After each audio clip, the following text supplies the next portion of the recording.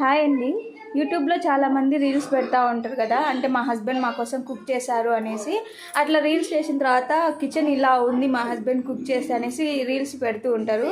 So నేను అనుకున్నాను, ఎందుకు అలా అవుతుంది, నీట్గానే చేస్తారు కదా అనేసి అనుకుంటా ఉన్నా.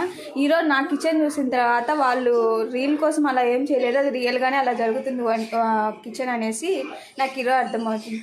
నా కోసం ఈరోజు పన్నీర్ టిక్కా చేస్తానని చెప్పి నా కిచెన్ని చూడండి ఎట్లా చేశారు. ఫైనల్గా నా కిచెన్ పరిస్థితి ఇది. నేను ఎప్పుడు కూడా ఇంత ఘోరంగా నా కిచెన్ పెట్టుకోలేదు. ఇక్కడ పుదీనా చట్నీ చేస్తా అని చెప్పి పుదీనా చట్నీ మిక్సీ పెట్టాడు, ఈ రెండు ఇక్కడే వదిలేసాడు. వెజిటేబుల్స్ కట్ చేసి ఇది ఇక్కడే వదిలేసాడు. ఇంకా ఈ పెన్నం అయితే అసలు ఎప్పుడు కూడా ఇంకా చేపించుకోవద్దు అన్నట్లుగా తయారైపోయింది.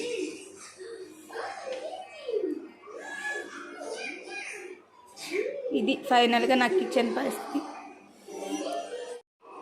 ఈ పెన్నం క్లీన్ చేయాలంటే నాకు 2 రోజులైనా పడుతుందేమో.